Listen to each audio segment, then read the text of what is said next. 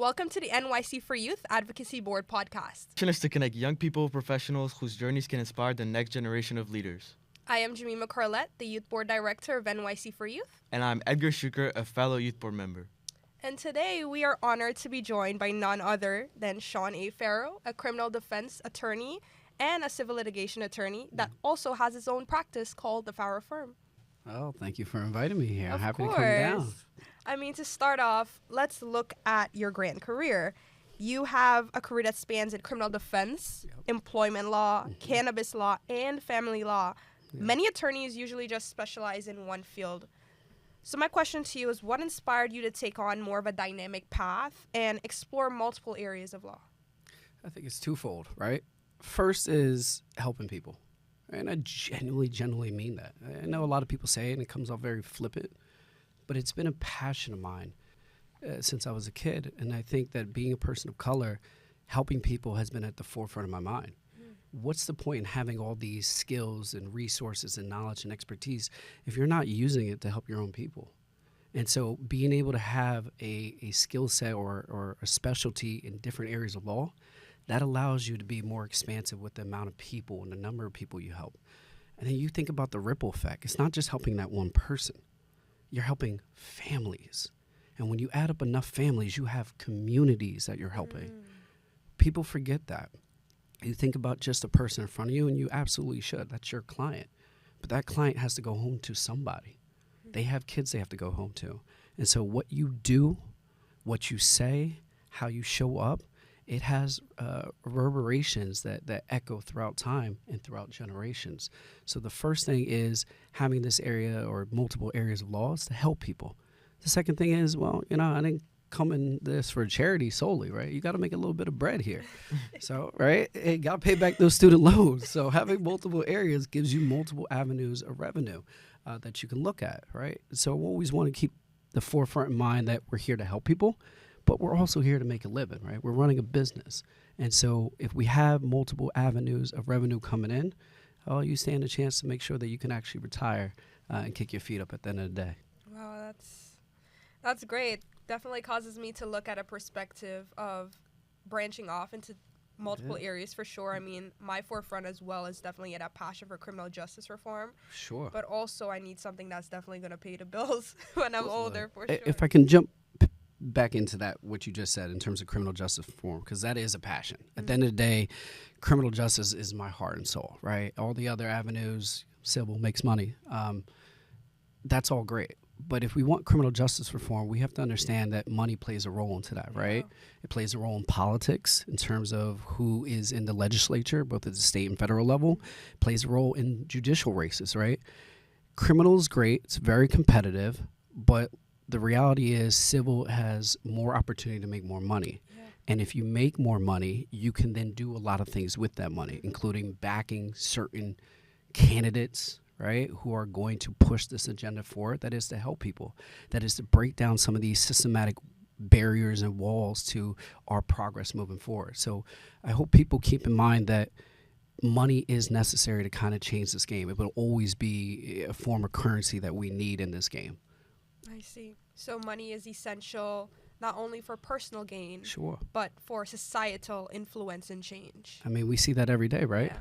So you have to understand that the game is not going to change overnight. So you have to play the game, but learn to play chess, not checkers, when you play this game. I see. Thank you. Yeah, so coming to my question, so was there a defining moment in your career that made you believe that, yes, I want to pursue law, or did this passion build up over time? I mean, you said that you started caring about helping your community early on, so... Yeah, so... this passion has developed over time for sure. I think that's one part of the answer. It's been growing steadily every year since I was maybe about 12. I just felt this calling to do law. Plus, I like to argue. But I think this to the second part of my answer would be, is there a defining moment? For sure. I still remember, I'll give just his first name, Adam. That case will always stick to me because he was charged with driving with a suspended license, and that seems very routine for us as criminal defense attorneys, and that's one of the first cases you get as a early attorney. But it morphed into something much, much bigger, And next thing you know, I'm cross-examining a homicide detective on driving with a suspended license. And basically what ended up happening was that the cops were lying. They said the client was driving. He was never driving. He was in the backseat of a car. Right as his friends, male and female, were in the car, they picked him up. As soon as he gets into the backseat of the car and starts to pull out a little bit, all of a sudden, like, SWAT comes out, right? Cops are everywhere. Da, da, da, da, da. It was absolutely insanity. And he's telling me the story, and I'm a young attorney, so I'm thinking he's lying. Like, this is out of a movie. There's no way this is true. It was true. But the reason it was such a defining moment, not only did we get a not guilty verdict, and that was my first one of the career, so shout out to me for that. But more importantly, it showed that this system really is messed up, right? And they were going to try to imprison and squeeze this gentleman who was completely innocent. And these cops were willing to lie on the stand, forgo whatever oath they took. Who cares about the badge? They were willing to lie to get whatever it is that they wanted. And so that defining moment made me realize that there's a lot of folks, especially folks that look like us, who are in really perilous situations that, again, affect them, their families, and everybody else connected to them.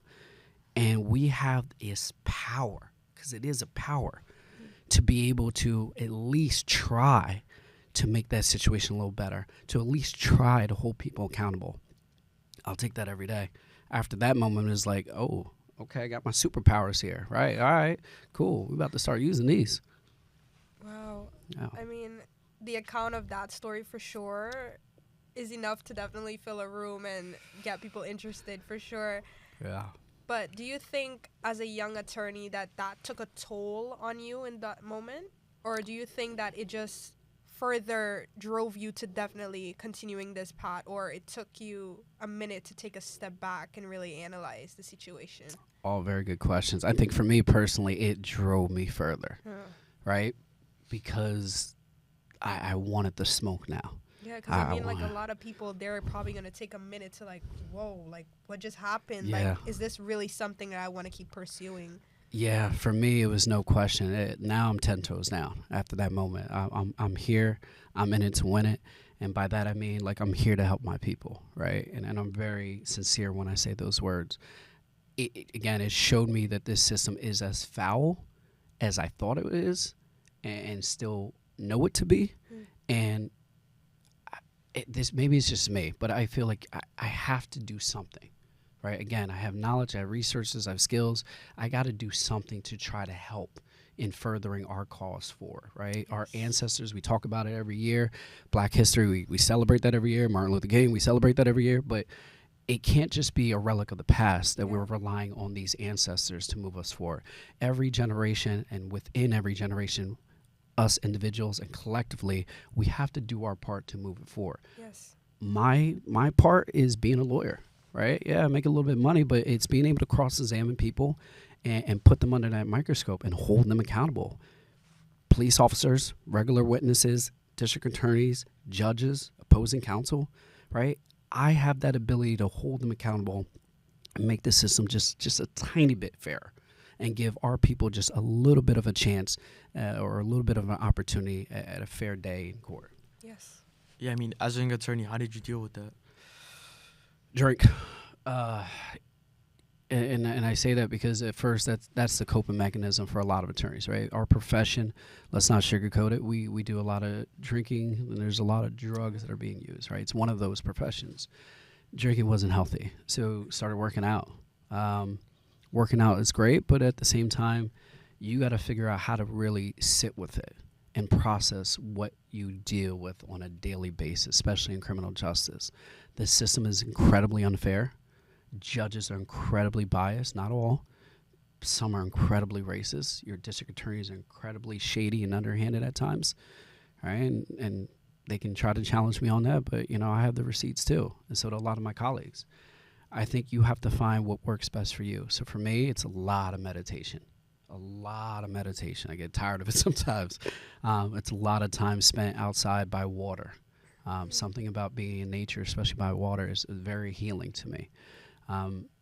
That's how you deal with it, because it is a lot. And the weight is heavy in terms of someone's liberty at stake, right? Freedom. the difference between them going home at night and them spending the next 10 years in prison, that weighs on you. And then, of course, when you see their family in the audience, you gotta be the answer to that. You have to be the answer, right? One false move and they're already blaming you. So you have to find healthy coping mechanisms. And I think that, like I said, meditation, some working out, those work for me, and they continue to work for me. Well, I'm glad you found the way to cope with that for sure. Yeah. And now, in your experience, what would you say is a misconception young people usually have about the legal system and its operation that you wish you could change? Oh, twofold, right out the gate. One is white people think that this system is fair, and it's not until they're in it that they finally realize, oh, this system sucks. And I think that's what is the reckoning that we're having right now in America. I think, to quote the great Malcolm X, the chickens are coming home to roost, right? They're realizing how messed up the situation is in this country, something that we've been, talking about for hundreds of years. When you get white clients, they're few and far between, especially in the criminal justice system, they do a lot of complaining, way more than black and brown clients, and that's because they didn't expect this. They weren't subject to it in the history. Never, and they ignored it. So this is a real eye-opening experience for them when they get into the system and how just, like I said, terrible it is, to say the least. I think for my black and brown clients, it's thinking that white lawyer is automatically going to give you a better shot. Don't get me wrong, there's a lot of talented white brothers and sisters out there that I love and adore and look up to. But just because you have a white lawyer doesn't mean that you're automatically going to be in better hands or have a better chance at anything. Especially because the black and brown folks, we know what the situation is, and a lot of us will fight. We'll fight for you in a way that some of the white colleagues just don't understand and may not do. And you think that colorism kind of plays into that as well? Huge. I think that's just genuinely an issue nowadays. Like, I think a lot of people are starting to realize that slavery wasn't that long ago. No. Segregation wasn't that long ago. Correct. And that we are still kind of reaping the effects of those times. And the society kind of generally thinks that, because segregation has ended, the remnants of it is not still apparent in society. And I think that kind of clouds a lot of judgment and decision-making amongst youth who are wanting to be integrated into law, wanting to get into these fields, not realizing that race and the color of your skin really plays a part into that as well, and it has its effects. I'll take you one further.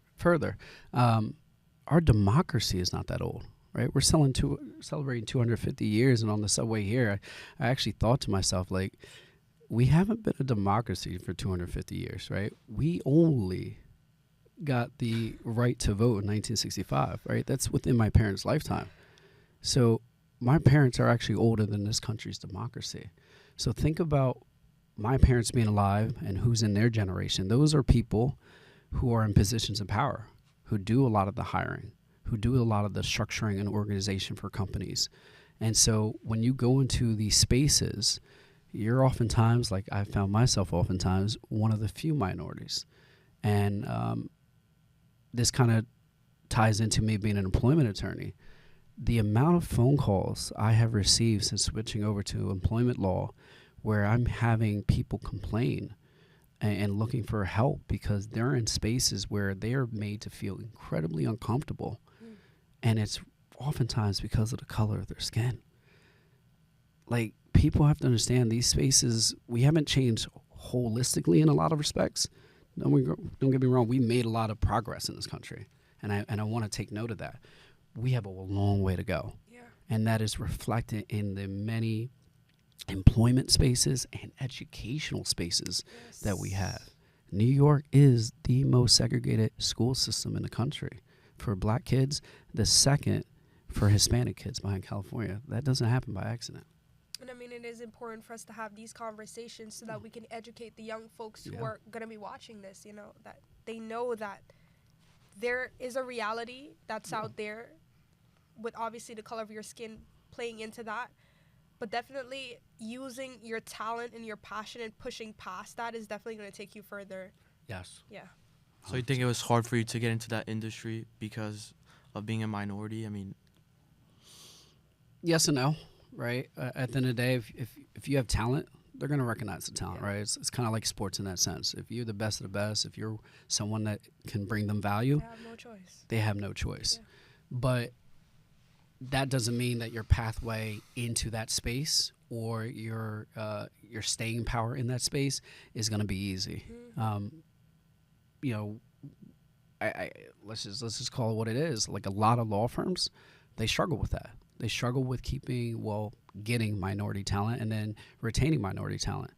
And even if you expand outside of that, that's something, again, we see in employment law cases where they hire people of color to do amazing jobs. It can be black or brown. It could be black, Hispanic, Indian, Asian, to do a job. And then once they do the job, they get rid of that person because they don't want that person to be promoted.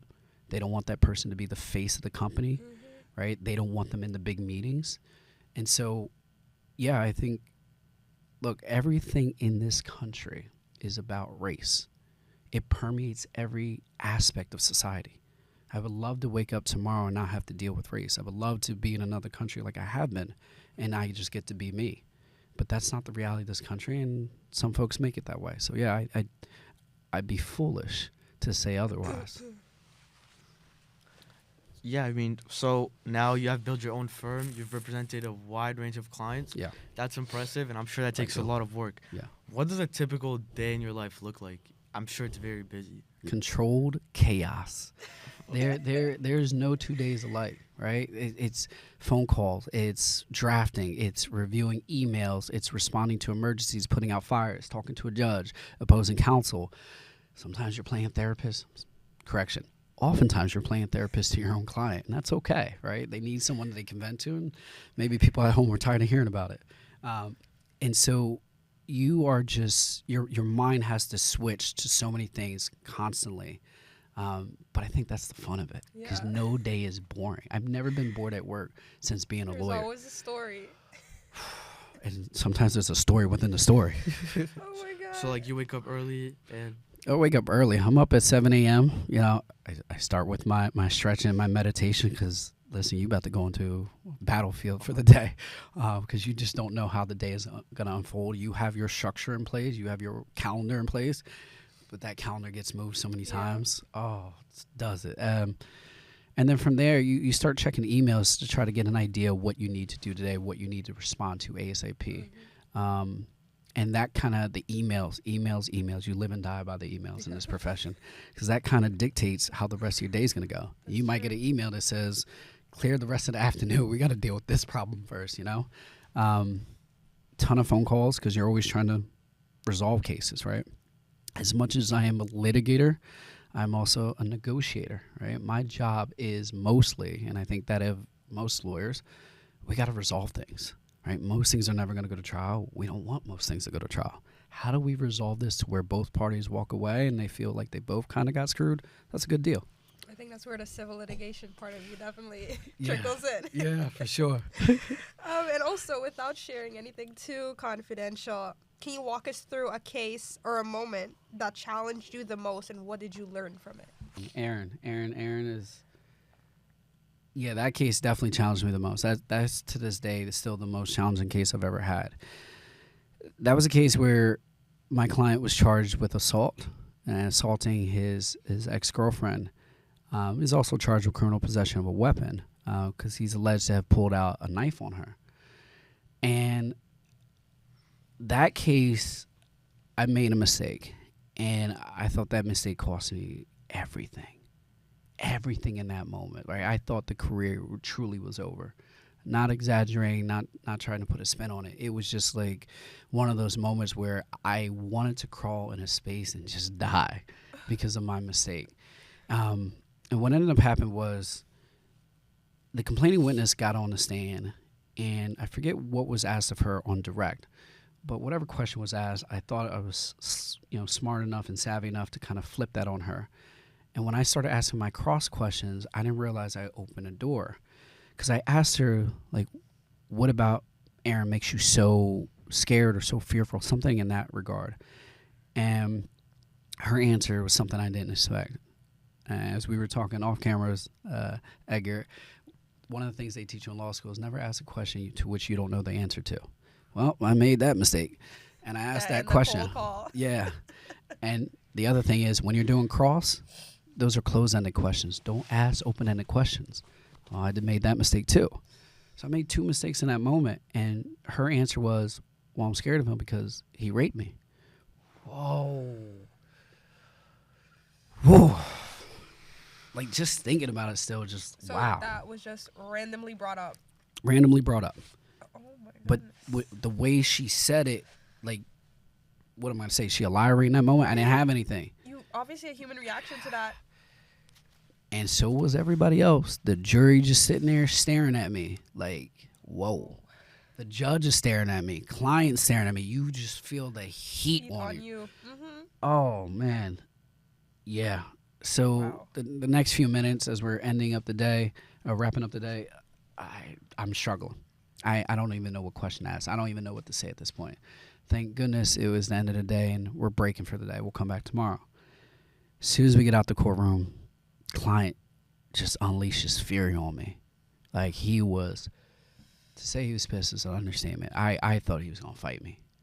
Oh. And client bigger than me. Yeah, most people are bigger than me. You know, I thought client was going to whoop my behind right in that moment. I could not blame him. And he starts screaming at me, you ruined my life. It's over. I can't believe you're my attorney. This is the worst mistake ever. I should have never trusted you. That hurts. So once I get out the courthouse, like I'm reeling at this point. I call my mentor.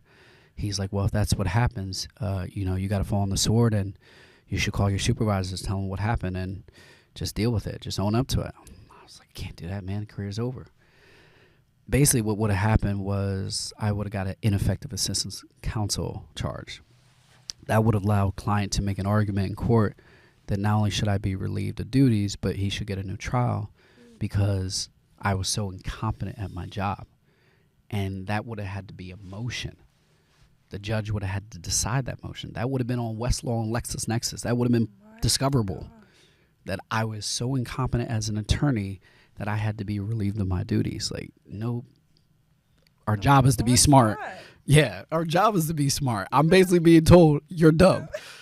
Oh, so I was sick to my stomach. So, Edgar, we talked about earlier about the coping mechanisms. So, I had to pour myself a little whiskey there. I had to have a glass. We need to process this. And I thought about calling the supervisors, but something in me just did not sit right, and I couldn't do it. Maybe it was a little ego, maybe it was a little pride, but I was like, I just don't want to call them yet. There's something else here. There's something else. You were better than that. Yeah. So I got into my zone. Put on some Jada, put on some Styles, and all right, let's figure this out. So I went through the discovery again, and all of a sudden I started putting together pieces of the puzzle. Like, hold up, her story's not consistent. Yo, by the end of the night, I couldn't wait to get back in court the next day. Because the next morning, I tell you, we was good. We cooked. We had the stove on high, and we cooked. That grease was boiling. We were able to pick her apart. And that was one of the coolest moments of life. Because I felt confident in myself. And I was like, yo, I can do this. I can do this. I can do this under pressure. I can do this when all the things are on the line. Yeah, and that goes back to the impact they can have on a family. I mean, I'm sure they were, stressed out. Stressed. I know he didn't sleep. Definitely saw you in a different light. Yeah. Like, this dude doesn't give up. He gave me the biggest hug afterwards, right? Lifted me off my feet in the courtroom. The judge had to calm us down. The DA was salty in that moment. She was like, how did this happen? Because I'm nice. But no, I had to really prep, and I really had to go back through it. And what it taught me ultimately was that you got to be confident within yourself, right? Yes. You really have to trust your skills. You got to this place for a reason. Yes, you have a support, you have a village, but you put in the work. Yeah. You put in the late hours. So trust yourself. And how did the family react the first night? The first night? When they found out about the allegations that were never brought up. I mean, I've never seen a lynch mob before, but it came close to that. They just missing the tiki torches and pitchforks. Their loved one was looking at prison time, right? That's a tough pill for anybody to swallow, especially the kids. So, yeah, I think they wanted to kill me too in that moment. I couldn't blame them. But the second night, couldn't do no wrong. If they were the mayor, they would have given me the key to the city. So, yeah, it was a cool moment. I mean, yeah, that goes back to the impact you have on a lot of things. Yeah. So, on the flip side, can you share a moment that reminded you why your work truly matters? You brought up, Aaron, right? Yeah. But I'm sure there's something else that made you like keep going. And Yeah, there's plenty at this We're one. loving these stories. You know, I'm very fortunate with the success as an attorney that there's a lot of stories. I think the story that stands out most is probably Maria's case.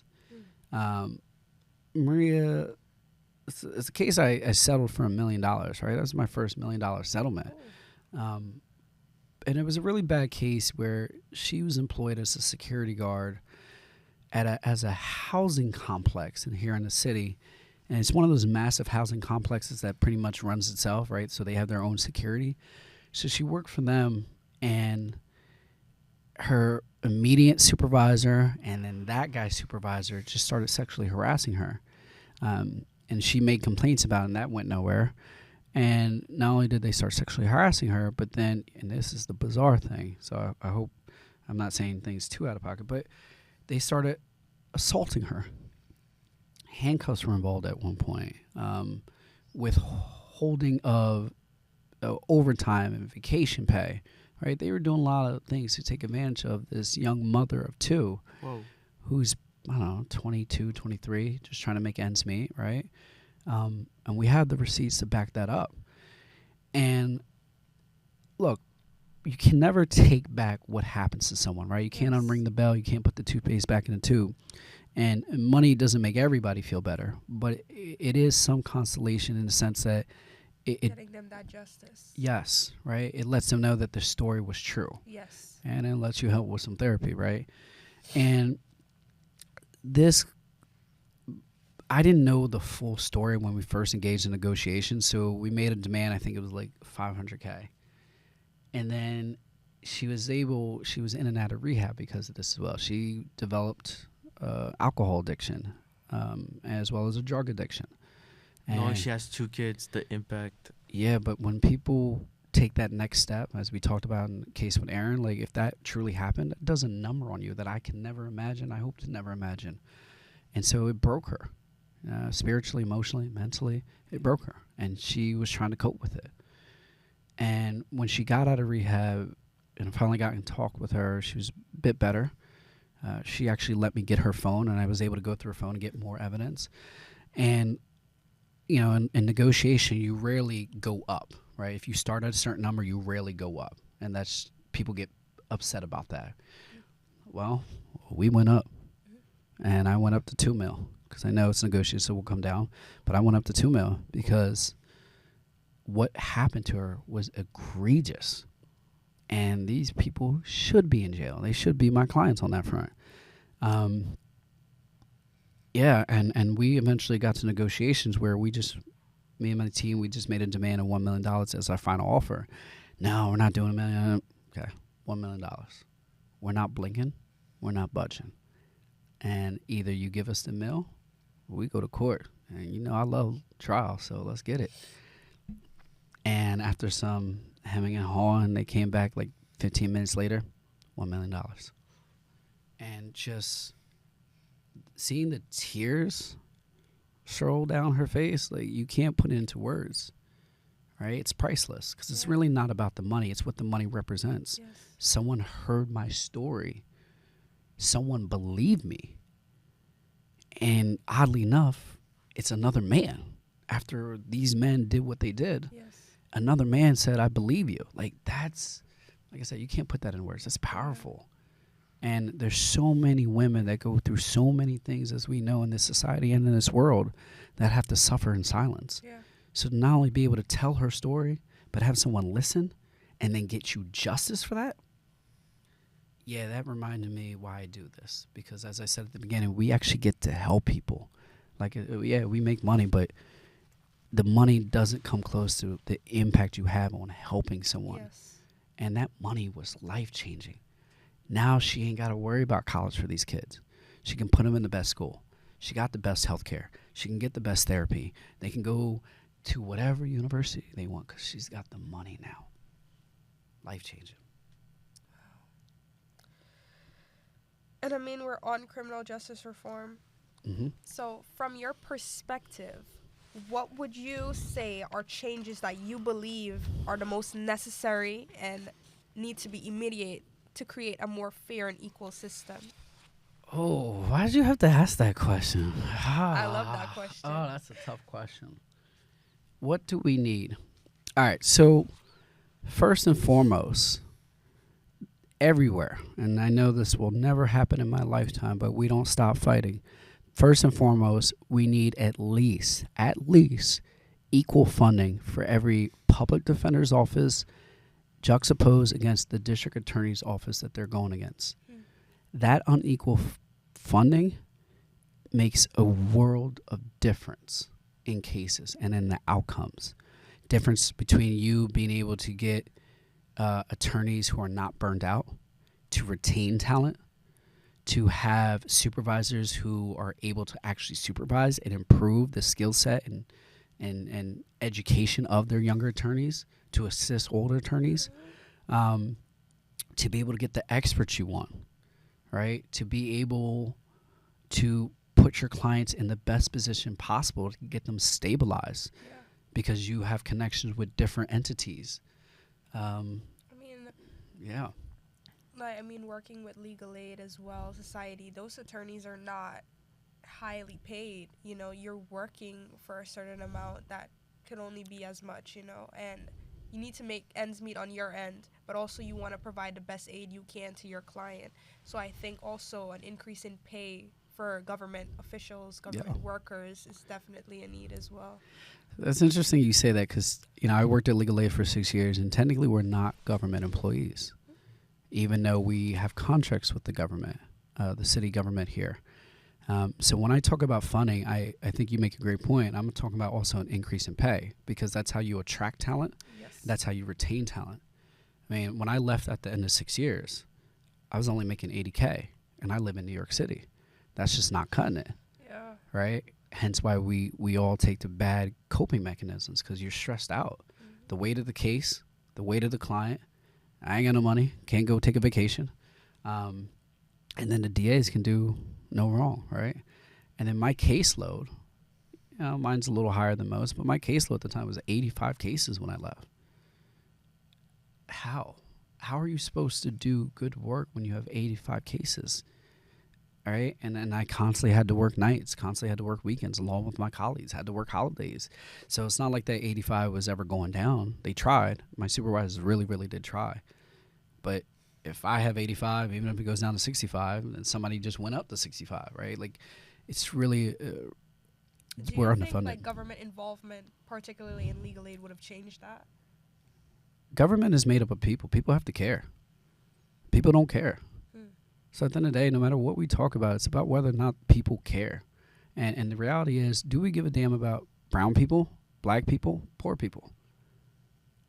You're only strong at any country, any team, right? I played team sports, played football and rugby.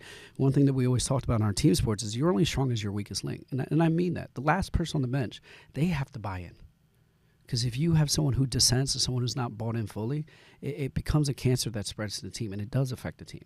I've been on great teams that won, I've been on teams that lose. It's the same thing in society.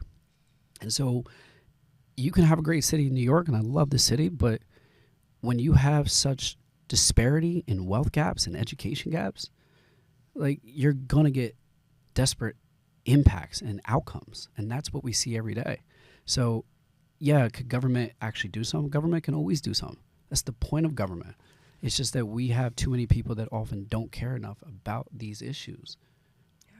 We need more government officials as well that care about these issues, and even regular people in society that care enough to bring these issues to their attention. And what was the moment you were like, I can't live like this anymore, like, I gotta do something? Yeah, I was working night court one time. I still remember it to this day, right? I love night court. Listen, I love night court. I really did. I still do, right? To me, it's just fun. You get interesting cases. But it was just, I had done multiple trials, and I'm not someone to call out, right? So I do my trials. I come back to work the next day, win or loss, right? So it was just another night court shift. And I felt like I was missing out on everything, right? Because I couldn't hang out with friends because I'm working another night court shift. I couldn't go home for the holidays because I'm working another shift. And I just remember I was getting the car rides after it was like 1:30 because it was one of the last cases, but COs, court officers are dragging their feet, courts dragging their feet, whatever the case may be. And I'm just sitting there in the back of the car. I'm just like, I can't keep doing this because I can't call out the next day. And I got to be up in a few hours because I got to be right back here because I got to go full calendar load. At that point, I was just like, I'm over this because I'm not getting paid enough to do all this work. I'm not being adequately compensated to do all this work. I still got student loans to pay, still got rent to pay, and every now and again I like to treat myself. But I can't do any of those things because I'm not getting paid what I'm worth. I work damn hard at this job. Yeah, I mean, there's a lot of people still in that situation. Do you have any advice for them? Like, if they want to stop, like, being in that situation, what would you recommend? You got to go for your happiness, right? One of the things that I struggled with in leaving legal aid was that, I had a guilt complex, right? I felt guilty. It was survivor's guilt. Kendrick Lamar talks about that before on Good Kid, Mad City. Like, I had a survivor's guilt complex because I'm supposed to be helping people. Now I'm about to go chase the money. And I know what kind of clientele comes with the money. It's often not us. So, am I still being true to my word if I'm chasing money now and that's the forefront? And so I tell people, for me, I had to learn the lesson I told you earlier, like money does help. Not only helps improve your situation, but now you can use that money to help others. So once I kind of wrapped my head around that, I looked at money a little bit different. I looked at what I'm doing in the civil space a little different. Now with the civil space, I keep the lights on, I keep the business going, keep the rent paid, and now I can pick up the select criminal cases I want to, and I can put quality work into that. So it helps from that standpoint. But the advice I would give to people is you got to look within yourself and really figure out what makes you happy, right? If this is what makes you happy, then you got to figure out how to support your happiness there, right? For me, again, it was meditation, is being out in nature. Legal aid did afford a lot of time off in terms of, I just didn't take it, but they afford a lot of time off. You get a ton of vacation time. You ain't got no money, but you can take as much time off. And I mean, like, also some people, although they want to do what makes them happy, they have to make choices that are difficult, make sacrifices that are going to support not only themselves, but their families. Sure. So in those instances, putting your best foot forward to make a change in your life that can also create positive change for your family is important, even if that means sacrificing your happiness. But eventually, I think a way people can get around that is if they find an avenue that might not necessarily make them the happiness, but can eventually get them to a place where they've secured enough to reach that happiness in another place. Sure. Maybe it's just the contrarian nature within me, but I was like, why settle? You get one. People come from different walks of life. So I understand that, but you can always make that excuse. Look, life is hard. It's full of sacrifices, right? And it at every turn is going to challenge you, no matter whether you're high on the hill or low in the valley. 'Tis is life. At the end of the day, you have one life. And if you care about those people that live with you, then your happiness is paramount. Because when you're not truly happy, when you're not truly fulfilled, you're not satiated, that affects them. And that creates, I think, a bad pattern for them to repeat. I mean, I feel like a lot of people have struggled into going into what you're doing right now because of stability. I mean, you had a stable salary and etc. You knew what was going to happen next month. How were the first months for you? I mean, I'm sure like you weren't like kind of stable knowing that you had all that money every month coming in. Like, was it hard? Sure, but if I could back up, I'll answer that question in a second. Yes, stability. But as my father would say, prior planning prevents piss poor performance, something that they say in the Army, right? I'll say that one more time. Prior planning prevents piss poor performance. Plan it out. No one says you got to jump ship tomorrow, right? You can plan this out. You can plan it months from now, a year from now. You can start offboarding yourself. You can set up different avenues. And as a lawyer, right, we're in a unique position because we can just kind of go into a different field, but we don't have to stay in law. Your skill set is what can put you in any space. To any So start exploring. If you got a stable job with benefits and everything, cool. Get on the internet, start seeing what else is out there. Start going on interviews. Call a day off, go on an interview and say, let's see. You can do a ton of things. Stop being a prisoner of your own fear. Right? Get out of the cage and try things. Doesn't mean you're going to be unstable. Talk to your partner. Talk to your kids about, hey, we might try something different. And if it worked for you. Yeah, but again, if you're planning, you can save up money so that way you have a bit of a cushion. So if in case you don't find anything or in case you don't like anything or you're bouncing around, you're not worried about the next paycheck. So that was what you did? Yeah. Okay. So to answer your question, yeah, is it scary? Absolutely, because we are conditioned, a lot of us, myself included, that we need a job. And unfortunately in this country, our benefits are tied to that job. And so in a way, you learn not to trust yourself and your skill set. It didn't take until I spoke to a couple different partners that I'm closely working with now who put the battery in my back and said, no, you can do this. In fact, you can make more money going solo than you ever will at the firm. And so you'll have money to not only have a great salary, not just a great salary, have your benefits, but then hire more people and then make more money, right? Basically what I'm saying is they don't teach you how to be an entrepreneur. They don't teach you how to be a hustler. Again, it kind of goes back to that Aaron case. You got to trust yourself. You're much better than they let you on to be. What are things that you do now that you wouldn't do when you had that job? Take naps. Okay. Right? and I say this. It's important. It is, because in our job, your mind gets tired. Yes. And something I didn't know this. My sister is an ER doctor, and she works like 12 plus hours. I didn't know in hospitals they have a room where people go chill and sometimes take a nap. Get out of here. I thought you had to work 12 hours straight. No, they take naps. Why don't we take naps? Your mind is a muscle. You're working that muscle all day, all night. You can't. You can't afford it. So take a break. And at first that used to give me anxiety because, partners would just be like, you got to do this, you got to do this, you got to do this. And I'm just exhausted all the time. But no, pace yourself. This is a marathon. Take your breaks. If you need a 15, 20-minute power nap, do it. I look up to my father, love him. I'll end on this in terms of one of the things I do. He's a vice president of Peter Pan Bus Companies, right? We see down at Port Authority. And I always thought so highly of him. I still do. And then, he's a boss. Whenever I see him interact with employees, he's a boss. When he's in the house, he's a boss, right? So he's a boss in my mind. And I'll never forget, this was just last year. He told me, he's like, we're driving around. We happened to pass by Secaucus where his office was. And as we're passing by, he's like, oh, yeah, that's the field. They do a lot of sports like cricket, rugby over there. Yeah, I usually take naps over here. Wait a second. You're a boss and you took naps? He's like, yeah, I would take naps. I would, take a lunch break and I'd just go take a nap. You start sleeping on your lunch breaks. Yeah, and I do. I'll take a 15-minute because you need to recharge. Because, again, it's a marathon. Yeah. And you need to be sharp. And you can't just burn that muscle out, essentially. Yeah. So that's one thing I do. I think the other thing I do is I work hard. I work a lot. I'm on call 24/7. But now I do a lot of working away from home. Oh. Last week. Money to travel now. Not only do I have a little bit of money to travel, but now, yeah, I'm not doing criminal. I don't have to be in court every day.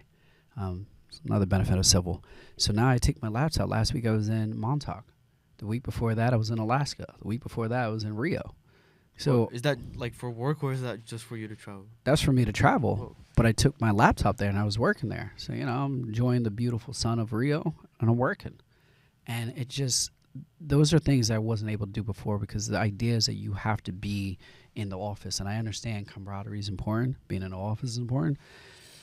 But I want to combat this idea of lawyers being burnt out and us going to drugs and alcohol. I want to combat that.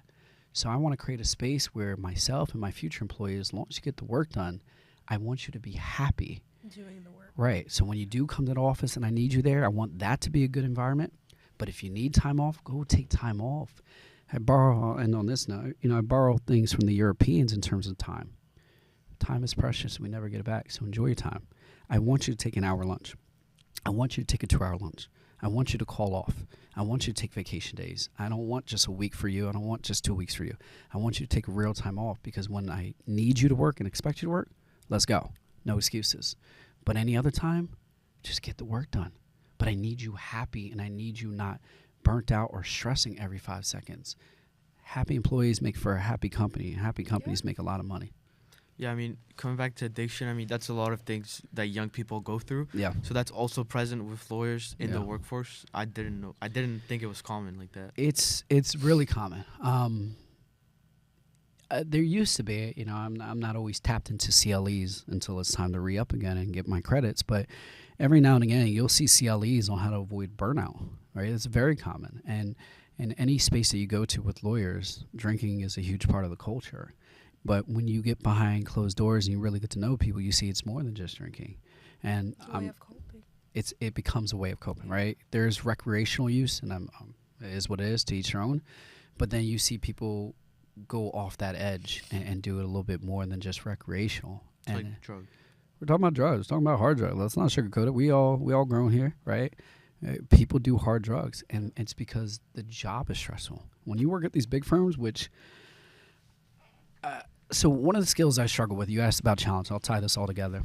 I struggled with my writing, right? I can speak very well, but in terms of writing, I just couldn't put pen to paper and do that well or type it out. So I got myself a tutor. I really wanted to prove on that. And I remember talking to the tutors, got to know her background a little bit. She was like, yeah, I'm doing tutoring now. Used to work at one of the big firms, did that for about 10 years, and that was it. So she went from like huge salary to like nothing. And now she does tutoring. I was like, so why? She was like, I got burnt out. I couldn't do it. And it was her working from pretty much 8:30 a.m. to about 11 p.m. every single night, working weekends, working nights. It led to her getting a divorce, which she was very candid about. I appreciate that. Because she said, you know, what you're doing here, working at small firms, that's the right way to do it. But you'll still be mindful of the burnout. It played a role, wasn't the only role, in her divorce. It affected her ability to show up presently for her own kid. It was just the demand of the job is such that sometimes you have to question whether the pay and the benefits are worth it. Sometimes it is, sometimes it isn't. And is she happier now? Brother, to say she happy was an understatement. Like, our conversations were so pleasant. She genuinely exuded happiness because it was like she's not anxious anymore. She has peace of mind. She's not stressed out because she has another deadline and another deadline. You know, it does take a certain kind of person to work in those environments where you have those expectations, right? So to those who want to do it, I support that. But I had to realize that this culture is very unhealthy. Yeah. And it's very stressful, very anxiety-inducing, and a lot of people suffer in silence. And I don't want that for myself. I want quality of life. I agree with that. And before we close, I'd like to ask you one final question. Sure. And this usually is targeted to inspire our young folks, our audience. Okay. What does success truly mean to you beyond accomplishments and achievements? Ask that question one more time. What does success truly mean to you beyond accomplishments and achievements? We made a difference. We made a difference in somebody's life.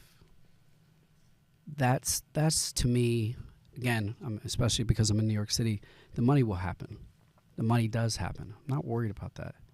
And thankfully, I don't have to worry about that. But I don't think any lawyer really has to worry about that if they're good at their job. But are you making a difference for someone? You know, if you're in the medical profession, did you improve somebody's life? Did you save a life, right? That's kind of the measure.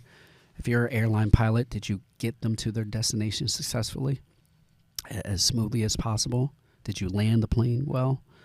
Here, it's in that same category. Did you make a difference? Did you give someone their day in court? You may not win, right? You're going to have some losses if you try it. But people want to be heard. That's the biggest part of life. People want to be heard. That's why God gave you 2 ears and 1 mouth for a reason, right? To listen to people. And then with that, you speak their story into existence. Yes. And if you can do that, you know, 9 times out of 10, your client's happy. They may not get the outcome they want, but they're happy. So, yeah, that's what we fight for. Okay. Sean, thank you so much for sharing your insight and experiences with us today. Thank you for having me. And thank you so much to our listeners for tuning in to the NYC For Youth Advocacy Board podcast. We hope you remain inspired, driven, and remember to continue making a positive impact on your communities. Sean's socials are linked below and our socials too. Please make sure to follow for more experiences, opportunities, and podcasts. Thank you. Thank you, Sean. Thank you.